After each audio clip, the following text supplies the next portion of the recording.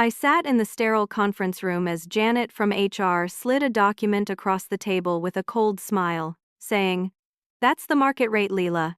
Accept it or leave."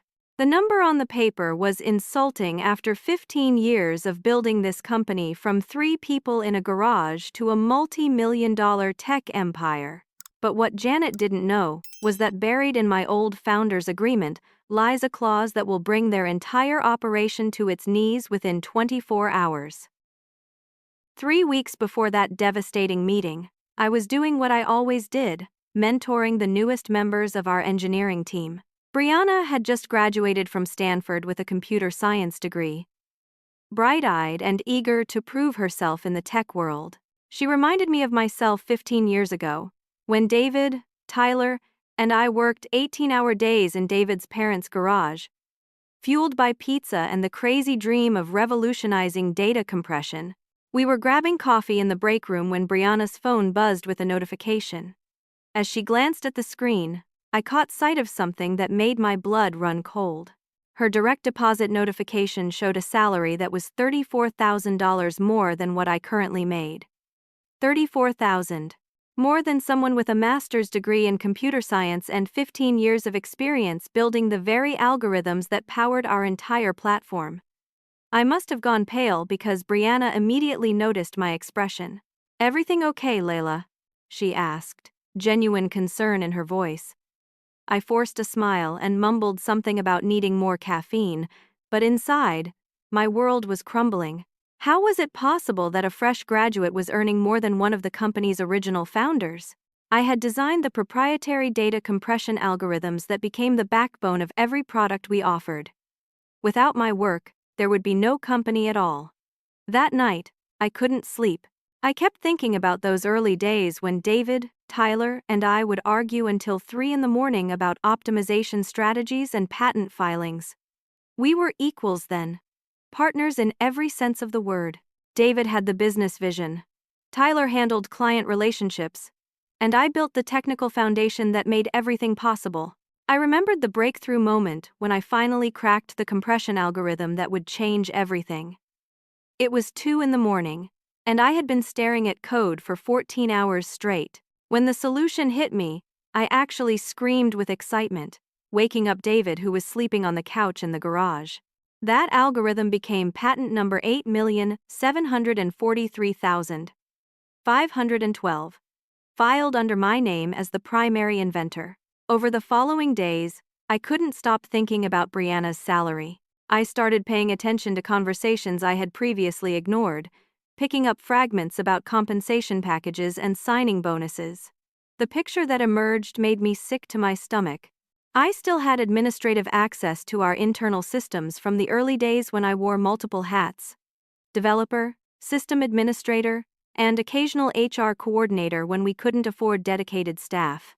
Old habits die hard, and nobody had ever revoked my access to the salary database. What I discovered there destroyed any remaining illusion I had about my value to the company. Bradley, hired 6 months ago straight from MIT, was making $41,000 more than me. Amanda, who started last month as a junior developer, earned $37,000 more than my current salary. Even the intern positions paid within $15,000 of what I made, despite requiring no experience whatsoever. But the real knife in my back came when I accessed the board meeting minutes, another system where my founder-level access had never been revoked. Reading those documents felt like watching my own murder in slow motion. Meeting minutes from March 15th. David raised concerns about legacy employees who may not fit our evolving culture. Recommended focusing compensation increases on new talent acquisition rather than existing staff with outdated skill sets. April 20th. Tyler suggested that early technical contributions should be viewed as basic infrastructure that any competent engineer could have developed. Board agrees that current market demands more sophisticated expertise. May 10th. Discussion of phasing out founding team members whose contributions have become less relevant to our growth trajectory. David emphasized need to avoid legal complications while encouraging natural attrition. Natural attrition. They were talking about me like I was a problem to be solved. a relic from a bygone era that needed to be gently encouraged toward the exit. These were the people I had trusted with my life's work. My closest friends who had shared my dreams and celebrated every milestone. The final blow came when I discovered they had been systematically excluding me from patent filings on improvements to my original algorithms. Every enhancement, every optimization that built upon my foundational work now listed David and Tyler as co-inventors, while my name appeared nowhere. They were literally writing me out of the company's technical history. I printed everything. Salary comparisons, meeting minutes, patent filings, email threads where they discussed managing legacy personnel. The evidence painted a clear picture of deliberate marginalization, designed to force my resignation without paying severance or facing wrongful termination lawsuits. That night, I sat in my living room surrounded by documents that told the story of my professional assassination.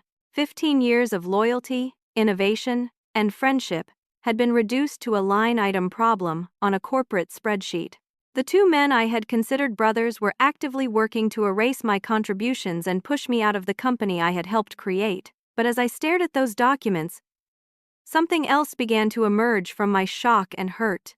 I was an engineer, trained to solve problems systematically. And this problem had a solution that David and Tyler never saw coming. Armed with the devastating knowledge of their betrayal, I decided to approach David directly. Surely there had to be some explanation, some misunderstanding that could be resolved between old friends. I requested a private meeting in his corner office, the same space where we used to brainstorm solutions to impossible technical challenges. David looked uncomfortable the moment I sat down, fidgeting with his pen and avoiding direct eye contact. When I presented the salary disparities I had discovered, his response stripped away any remaining hope for a reasonable resolution. "The market has changed, Layla," he said, his voice taking on a patronizing tone I had never heard before. "Your skills are becoming outdated. These new hires bring fresh perspectives and modern techniques that our clients demand." Outdated. The woman who had designed the compression algorithms that generated 93% of their revenue was apparently outdated. I asked him to specify exactly which of my skills had become obsolete, but he couldn't provide concrete examples. Instead, he launched into vague corporate speak about evolving industry standards and next-generation technical requirements. When I mentioned that my algorithms still powered every major product in their portfolio, David actually had the audacity to suggest that maintaining existing code was different from innovative development. According to him, my role had evolved into more of a legacy system custodian rather than a cutting-edge engineer. The conversation lasted 27 minutes and accomplished nothing except confirming that David viewed me as dead weight. Worse, his dismissive attitude made it clear that he felt entirely justified in his position. In his mind, I was holding back the company's progress and should be grateful for whatever scraps they chose to throw my way. Within 48 hours of that meeting, the retaliation began in earnest. I stopped receiving invitations to technical architecture discussions that I had previously led. My suggestions in team meetings were dismissed or ignored entirely. Most painfully, I watched as Bradley, the recent MIT graduate, was promoted to lead algorithm specialist, a title that formalized responsibilities I had been handling informally for over a decade. Tyler, who had been my closest friend since college, began avoiding me completely. Our weekly coffee meetings disappeared from his calendar without explanation. When I tried to corner him in the hallway for a conversation, he claimed to be rushing to important client calls that couldn't wait. The isolation was systematic and deliberate.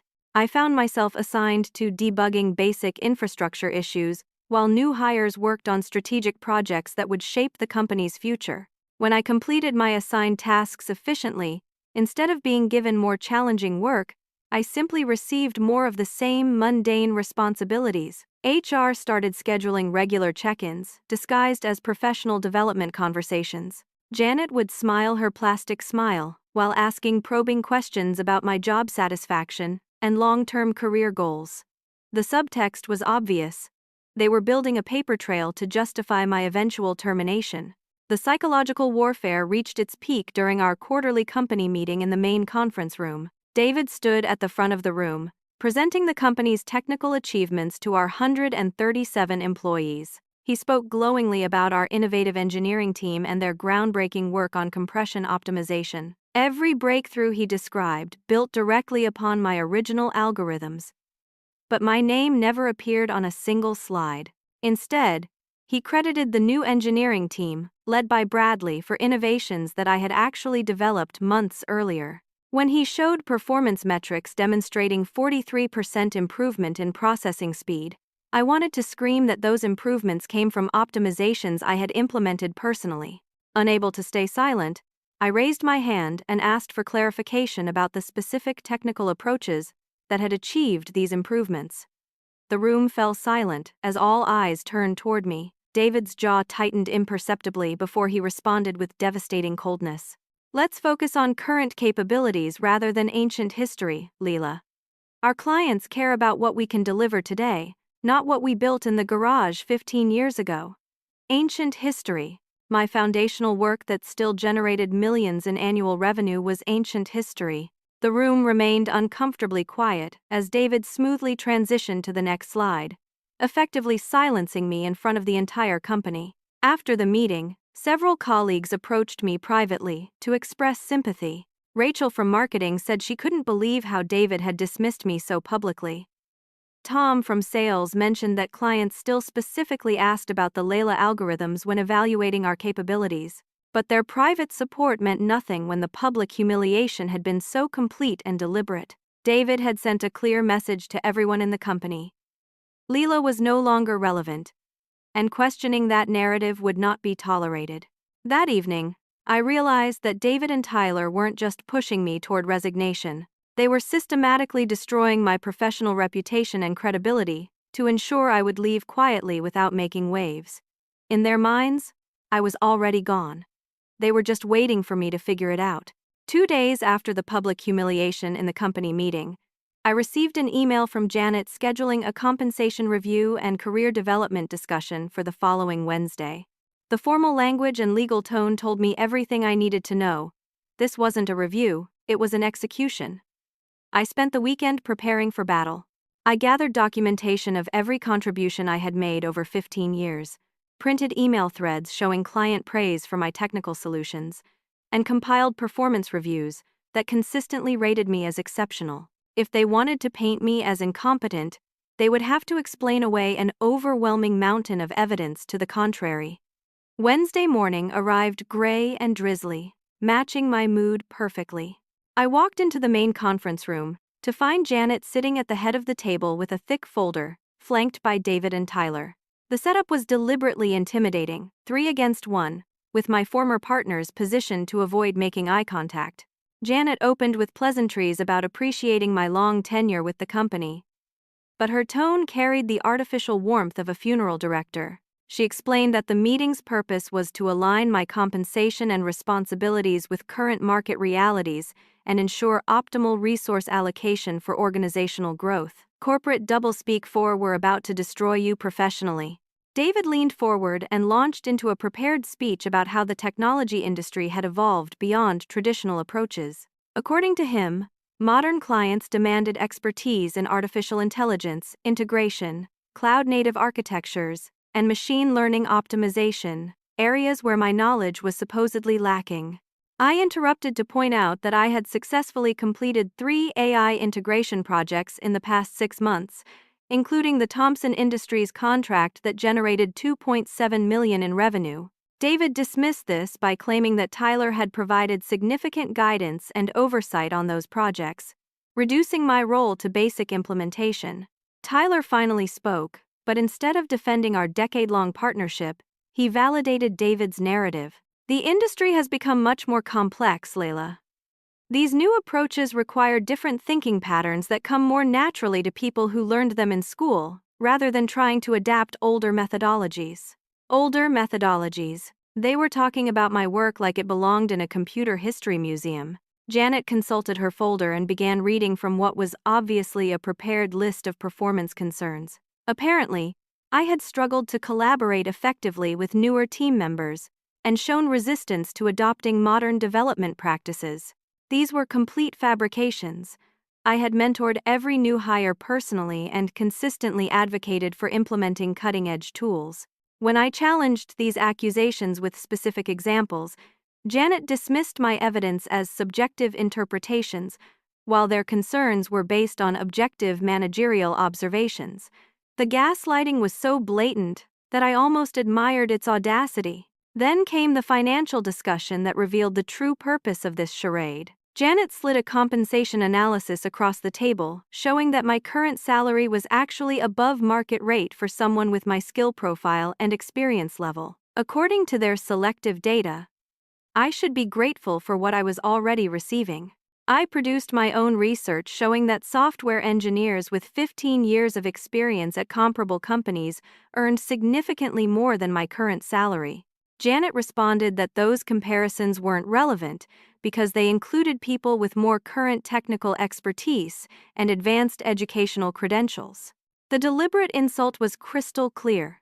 My MIT master's degree and 15 years of proven success meant nothing compared to fresh graduates with the same educational background but no real-world experience. David delivered the killing blow with practiced indifference. We've actually already hired someone to handle the advanced technical responsibilities that have outgrown your current capabilities. Amanda will be starting next month as our senior algorithm engineer at a salary that reflects the complexity of modern development requirements. Amanda, the 23-year-old recent graduate I had been training, would now earn $47,000 more than me while working on algorithms I had originally designed. The cruelty was breathtaking in its calculated precision. Janet presented my options with the enthusiasm of someone offering condolences. I could accept a lateral transfer to documentation specialist, maintaining my current salary while focusing on knowledge transfer and legacy system maintenance. Alternatively, I could pursue opportunities elsewhere that might be better aligned with my experience level.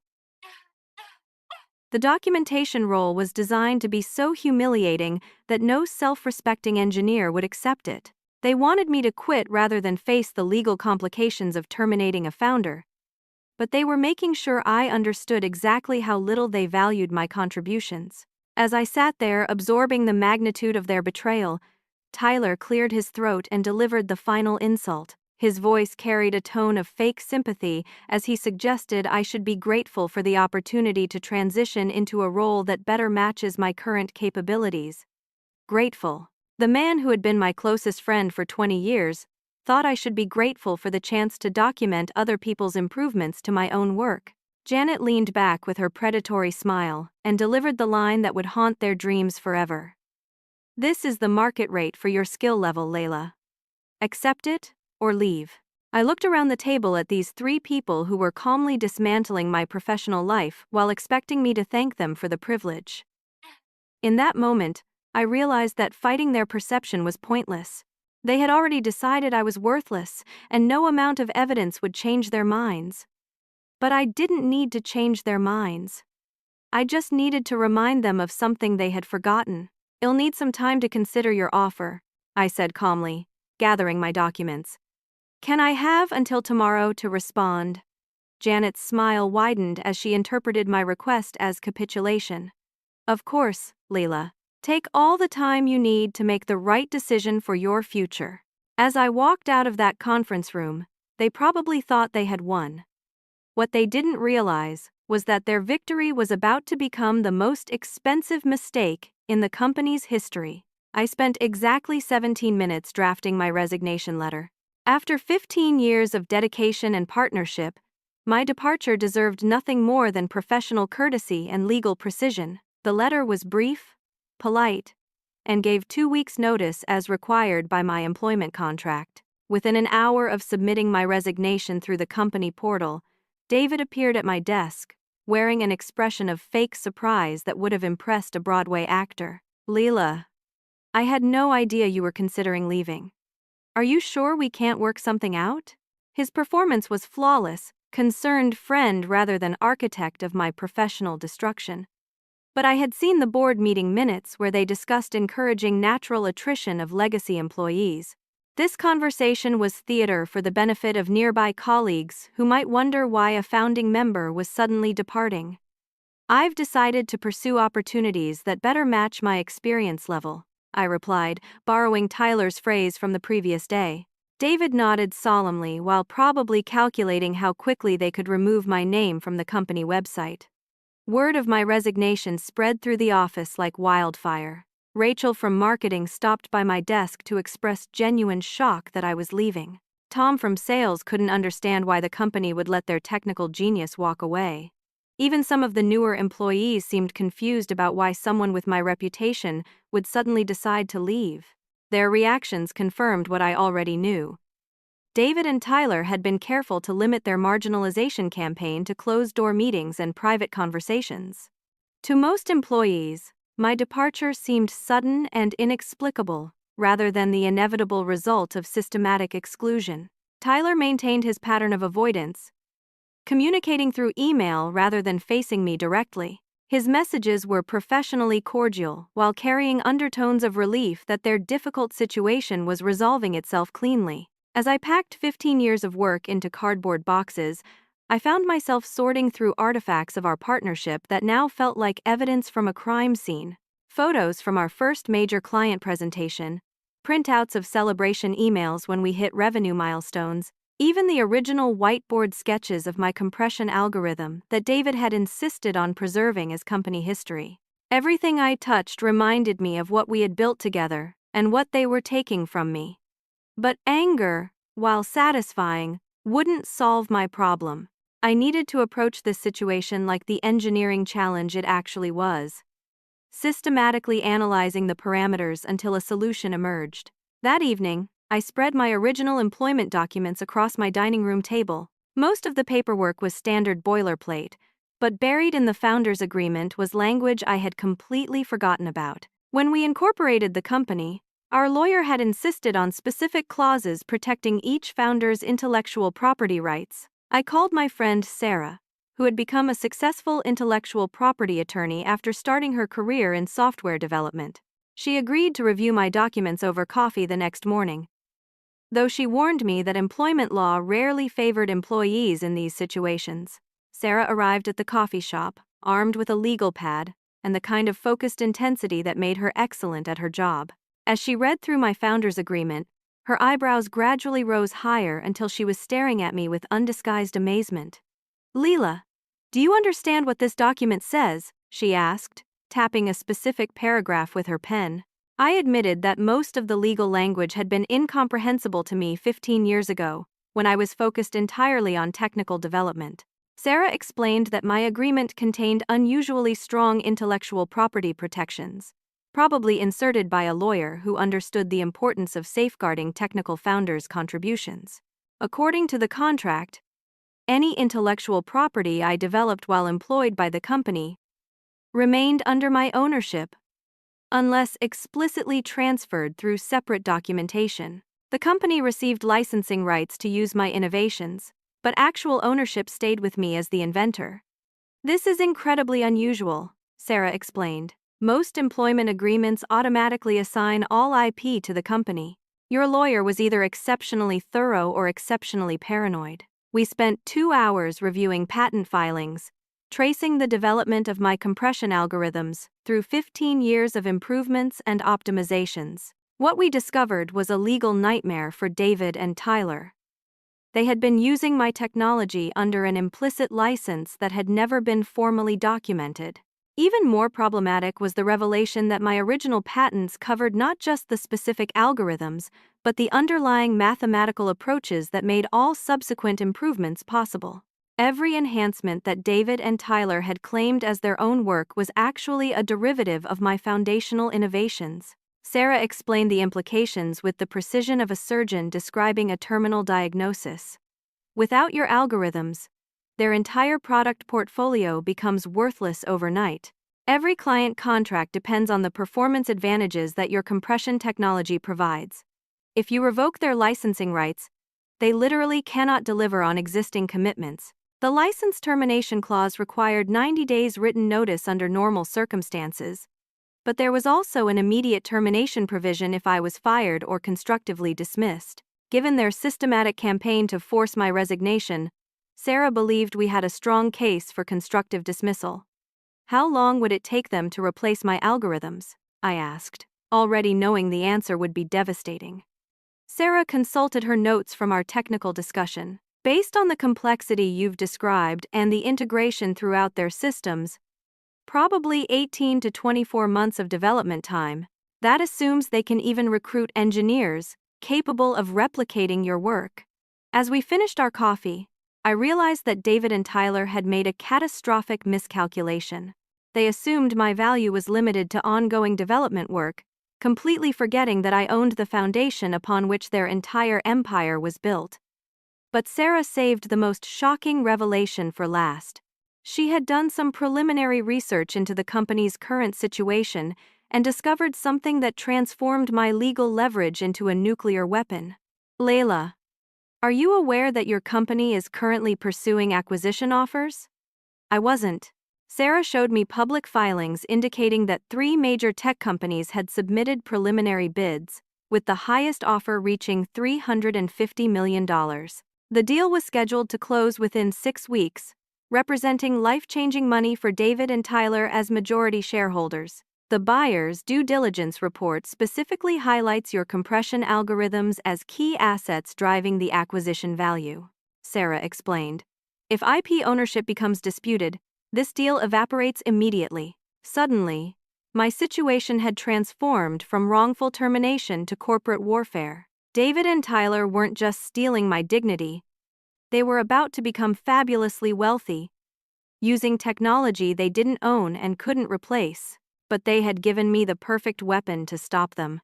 Sarah and I spent the next 3 days crafting a legal strategy that would either result in fair compensation for my contributions or complete destruction of the acquisition deal that David and Tyler were counting on for their retirement. Our first step was documenting the systematic campaign that had forced my resignation. Sarah interviewed me extensively about every meeting, email, and conversation that demonstrated deliberate marginalization and constructive dismissal. The pattern was so clear that she believed any employment attorney would consider it a textbook case. We gathered evidence of my continued technical contributions right up until my resignation, including client feedback, specifically praising my recent work and internal emails, where team members sought my expertise on complex problems. This documentation would destroy their narrative about my skills becoming outdated or irrelevant. But the real weapon was the intellectual property analysis that Sarah conducted with surgical precision.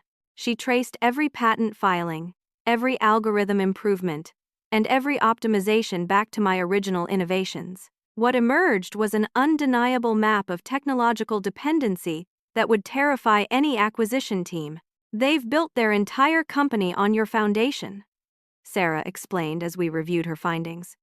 It's like constructing a skyscraper and then forgetting you don't own the land underneath it. The compression algorithms weren't just important to their business. They were essential to every product, every client commitment, and every revenue stream the company had developed over 15 years. Without my technology, they would have no competitive advantage, no unique value proposition, and no basis for the premium pricing that drove their profitability. Sarah calculated the financial impact with frightening precision. Revoking their license to my algorithms would immediately breach approximately 400 client contracts worth over $200 million in annual recurring revenue. The resulting lawsuits would bankrupt them within 6 months, even if they somehow managed to develop replacement technology. The acquisition buyers specifically cited your algorithms as justification for their $350 million offer. Sarah noted, if ownership becomes disputed, they'll withdraw immediately rather than risk inheriting a legal nightmare. We drafted 3 documents that would change everything. A formal notice of intellectual property license termination, detailed documentation of constructive dismissal, and alternative settlement terms that would fairly compensate me for 15 years of undervalued contributions. The settlement terms were generous but reasonable. I wanted recognition as Chief Technology Officer, with compensation reflecting my true value to the company. Retroactive equity adjustment based on my IP contributions, and a formal acknowledgement of my role in building their technical foundation. This gives them a chance to resolve this quietly, Sarah explained. But if they choose to fight, You have enough legal ammunition to destroy them completely. The timing was crucial. We needed to serve notice before the acquisition deal reached final approval, but after my resignation became official to strengthen the constructive dismissal claim, Sarah recommended delivering the documents personally to ensure they couldn't claim ignorance or dispute the timeline. As we finalized our strategy, Sarah raised one final consideration that demonstrated how completely David and Tyler had outmaneuvered themselves. Layla, do you realize that they never asked you to sign a non-compete agreement or intellectual property transfer when they pushed you out? I hadn't thought about it, but she was right. In their eagerness to force my resignation, they had skipped the legal paperwork that might have complicated my ownership claims. They probably assumed my founder's agreement had transferred my IP rights automatically, never bothering to verify their assumption. They were so focused on getting rid of you that they forgot to protect themselves, Sarah observed. It's like firing a security guard and forgetting to change the locks. The thick envelope we prepared contained enough legal documentation to end their careers, destroy their company, and eliminate their acquisition windfall. But it also contained an olive branch, settlement terms that would allow them to keep their company while finally treating me fairly. I spent that evening thinking about the three people I was about to confront. David and Tyler had been my closest friends and business partners for 15 years. Janet was just doing her job, following instructions from executives who had decided my time was over. Part of me hoped they would choose the settlement option, recognizing their mistakes and working to repair relationships that had once meant everything to me. But another part of me, the part that had been systematically humiliated and marginalized, wanted to watch their faces when they realized how completely they had destroyed themselves. Sarah met me at my apartment at 4:30 in the morning to review our final checklist.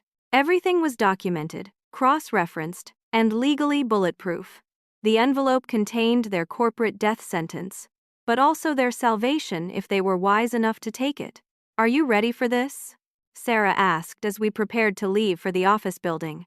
I thought about 15 years of innovation, friendship, and partnership that had culminated in a conference room where three people told me I was worthless and should be grateful for the opportunity to document other people's improvements to my own work. "I've been ready since Janet told me to accept their market rate," I replied. "Now let's show them what my actual market rate looks like."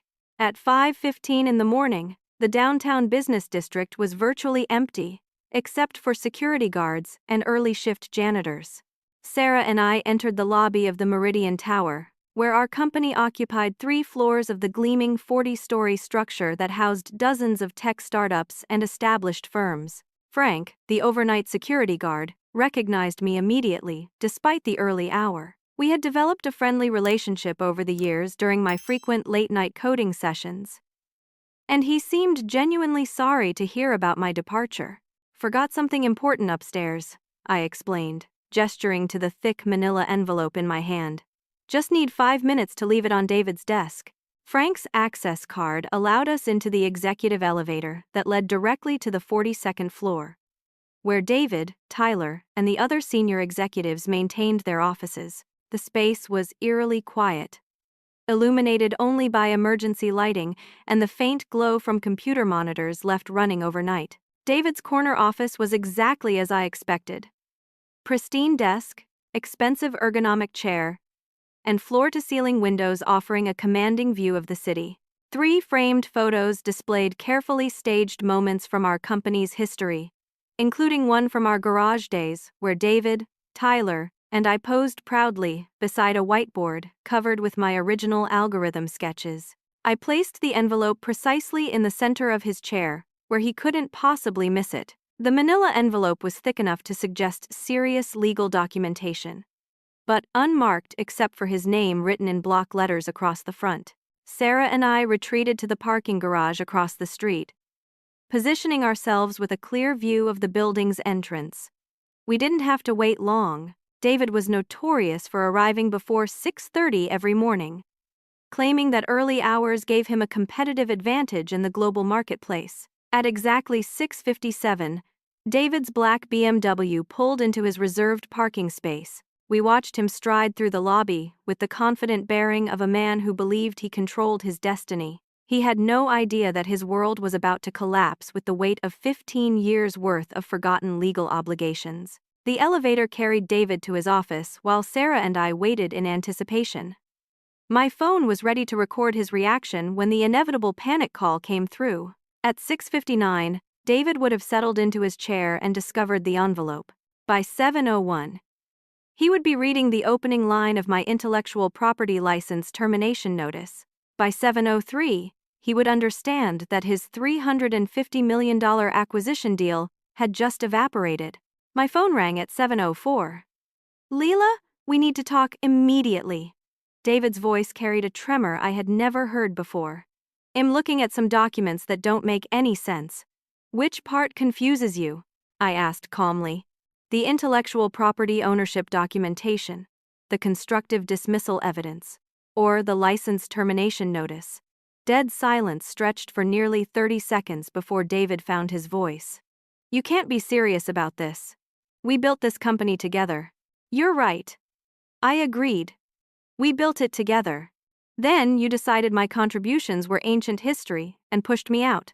Now you get to discover how ancient that history actually is." I could hear papers rustling as David frantically reviewed the documentation Sarah and I had prepared. When he reached the patent ownership analysis, he made a choking sound that suggested he was beginning to understand the magnitude of his mistake. "Layla, if you revoke these licenses, we can't fulfill our existing contracts.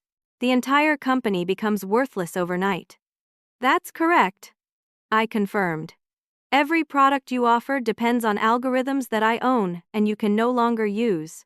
Your clients will sue for breach of contract, your acquisition deal will collapse, and your investors will lose everything they've put into this company." More silence as David processed the implications. I could imagine him frantically calculating timelines and trying to identify escape routes that didn't exist. "What do you want?" he finally asked, his voice barely above a whisper. "Read the settlement terms at the end of the package," I instructed. "Sarah will be in her office at 9 if you want to discuss alternatives to corporate suicide." David's next call was to Tyler, and I could hear both sides of their panicked conversation through my phone's speaker. Tyler initially dismissed David's concerns as overblown, suggesting that employment lawyers were skilled at making empty threats sound threatening. "Tyler, she owns the patents," David interrupted. "All of them. Every algorithm we've built our business on belongs to Layla, and she can shut us down with 30 days' notice." The sound of Tyler dropping his phone was audible even through David's speaker. When Tyler picked it back up, his voice had transformed into the same terrified whisper David was using. "How is that possible? Doesn't the company automatically own everything employees develop?" "Apparently not if you're a founder with a competent lawyer," David replied bitterly. "Her agreement specifically reserves IP ownership unless formally transferred in separate documentation." Their next call was to the company's legal team, who confirmed Sarah's analysis with devastating precision. The attorney's voice sounded grim as he explained that Leela's ownership claims were ironclad, and that license termination would indeed trigger immediate breach of contract across their entire client portfolio. But the final nail in their coffin came when they contacted the acquisition team to explain the situation. The buyer's corporate counsel didn't need 15 minutes to make their decision. Any company facing intellectual property disputes was automatically disqualified from consideration, regardless of the ultimate legal outcome. $350 million had just vanished because David and Tyler forgot to verify ownership of the technology they were selling. By 8:30, emergency board meetings were being scheduled and law firms were being contacted for crisis management consultations. The executive team that had confidently dismissed me as irrelevant 48 hours earlier was now desperately searching for ways to prevent corporate annihilation. Sarah and I watched the building's lobby fill with lawyers, accountants, and consultants as David and Tyler assembled their crisis response team. They had 6 hours to devise a response before business hours began, and their clients started demanding explanations for service disruptions that hadn't happened yet but were now inevitable. "Do you think they'll accept your settlement terms?" Sarah asked as we prepared to leave. I considered the question while watching David pace frantically in his office window, phone pressed to his ear and papers scattered across his desk. "They don't have a choice." I replied. The only question is whether they're smart enough to realize it. The emergency board meeting convened at 2 in the afternoon in the main conference room where I had been publicly humiliated just 1 week earlier. Through Sarah, I received minute-by-minute updates as David and Tyler explained to their investors how 15 years of successful business growth had been built on technology they didn't actually own. The board's initial reaction was predictable. Disbelief followed by anger directed at David and Tyler for their careless oversight. Several investors demanded to know how a situation this catastrophic could have developed without anyone noticing the legal vulnerabilities. David attempted to frame the situation as an unexpected attack by a disgruntled former employee, but the board members had read Sarah's documentation. The evidence of systematic marginalization and constructive dismissal was too comprehensive to dismiss as coincidental. Board member Jennifer Walsh, whose venture capital firm had invested $23 million in our Series B funding, delivered the reality check that silenced further deflection attempts. You destroyed your relationship with the person who owns your core technology, she stated bluntly. This isn't a hostile takeover. This is the predictable consequence of treating your technical founder like disposable staff. Tyler finally broke down and admitted what everyone already knew. We thought Layla was holding back the company's growth. Her approaches seemed outdated compared to what new graduates were bringing to the table. So, you decided to force out the person whose algorithms generate 93% of your revenue. Jennifer's voice carried the kind of disgust usually reserved for financial fraud. And you never bothered to verify whether you actually owned the technology you were selling. The board spent 4 hours reviewing possible responses to my settlement demands. Their lawyer confirmed that fighting my claims would be legally futile and financially suicidal. The intellectual property documentation was unassailable, the constructive dismissal evidence was overwhelming, and the license termination timeline made immediate resolution essential. At 6:47 in the evening, David called my phone directly rather than going through Sarah. His voice sounded utterly defeated as he requested a meeting to discuss my settlement terms. We accept your conditions, he said simply. All of them. The next morning, I walked into our conference room for the final time as an outside party. David and Tyler were already seated, flanked by their legal team, and looking like defendants awaiting sentencing. The contrast with our previous meeting was stunning. 7 days earlier, they had sat in judgment of my value. Now they were begging for mercy. Jennifer Walsh attended as the board's representative, ensuring that any agreement would be honored regardless of David and Tyler's personal feelings. She greeted me warmly and apologized on behalf of the investors for the treatment I had received. We had no idea this was happening, she explained. If we had known about their behavior, it would have been addressed immediately. The settlement terms I had requested were no longer negotiations. They were requirements for the company's continued existence. David and Tyler had no leverage, no alternatives, and no choice but to accept my demands completely. I would return as Chief Technology Officer, with full authority over technical architecture and development priorities. My compensation would be adjusted to reflect my actual contributions, including retroactive equity that recognized my foundational role in building the company. Most importantly, the company would issue a formal statement acknowledging my technical leadership and correcting the public record about my contributions to their success. No longer would my achievements be credited to the engineering team or dismissed as legacy infrastructure. But the most satisfying moment came when David was required to personally apologize for his role in marginalizing my contributions. His apology was brief but genuine, acknowledging that sexist and ageist assumptions had clouded his judgment about my value to the company. I convinced myself that newer was automatically better, he admitted. I forgot that experience and institutional knowledge are irreplaceable assets, not obstacles to overcome. Tyler's apology was more personal, addressing the friendship he had betrayed through his cowardice. I knew what was happening was wrong, but I was afraid of confronting David directly. I sacrificed our friendship to avoid conflict, and I'll regret that forever. The board implemented new policies to prevent similar situations in the future. All founder agreements would be regularly reviewed to ensure IP ownership was properly documented. Compensation audits would be conducted annually to identify and correct pay disparities.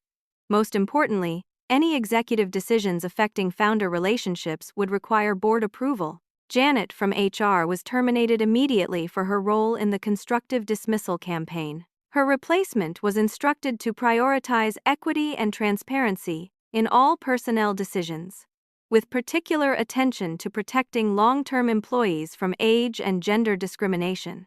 Amanda, the recent graduate who had been hired as my replacement, was reassigned to a junior developer position under my supervision. She proved to be talented and eager to learn, without any awareness of the politics that had surrounded her hiring. The acquisition deal was eventually restructured after the buyers conducted new due diligence that properly credited my technical contributions. With IP ownership clearly established and my leadership role confirmed, the final sale price actually increased to $378 million. As I settled into my new office with the Chief Technology Officer title I had always deserved, I reflected on the unexpected journey that had brought me here. David and Tyler's betrayal had been devastating, but their miscalculation had ultimately given me the leverage to claim my rightful place in the company we had built together. The most profound transformation was in the relationships that had been damaged by their poor judgment. David became genuinely collaborative rather than dismissive, seeking my input on strategic decisions and deferring to my technical expertise. Tyler worked hard to rebuild our friendship, acknowledging that his silence during my marginalization had been morally inexcusable. Our company culture evolved as well, with new emphasis on respecting institutional knowledge and recognizing that innovation builds upon previous achievements rather than replacing them. The younger engineers who had been hired to replace me instead became valuable additions to a team that now properly valued both fresh perspectives and hard-earned experience. 6 months later, as I reviewed our quarterly results showing record profitability and client satisfaction, I realized that justice had been served in the most satisfying way possible. Rather than destroying the company through legal warfare, I had forced them to recognize my true value and create an environment where my contributions could flourish. The lesson I learned through this ordeal was that sometimes the most powerful response to betrayal isn't revenge. It's simply claiming what was always rightfully yours. When people try to diminish your worth, don't fight their perception. Instead, demonstrate your true value so clearly that denial becomes impossible. My lawyer's careful attention to intellectual property rights 15 years ago became the weapon that saved my career when I needed it most. The algorithms I had created out of passion and curiosity became the foundation for justice when passion and curiosity were no longer enough. Today, I lead a technical team that values both innovation and experience, working for a company that recognizes that its greatest assets are the people who built it from nothing into something extraordinary. David and Tyler learned painful but necessary lessons about loyalty, fairness, and the dangers of taking fundamental relationships for granted. Sometimes the best revenge is simply being irreplaceably excellent at what you do, then making sure everyone remembers exactly who did it first. Have you ever found yourself in a situation where your true value wasn't recognized until it was almost too late? I'd love to hear about times when you had to stand up for your worth in the workplace, or when you discovered hidden strengths that changed everything. Share your stories in the comments below, and don't forget to like this video if you enjoyed seeing justice served through legal strategy rather than corporate politics. Thank you for joining me through this journey of betrayal, discovery, and ultimate triumph. Your support means everything. And I hope this story reminds you that your contributions matter more than you might realize. Please subscribe for more stories about fighting back against workplace injustice, and share this with anyone who might need a reminder that sometimes the best way to win is simply to own what's already yours. Until next time, remember that your value doesn't depend on other people's recognition, but sometimes they need a gentle legal reminder to see it clearly.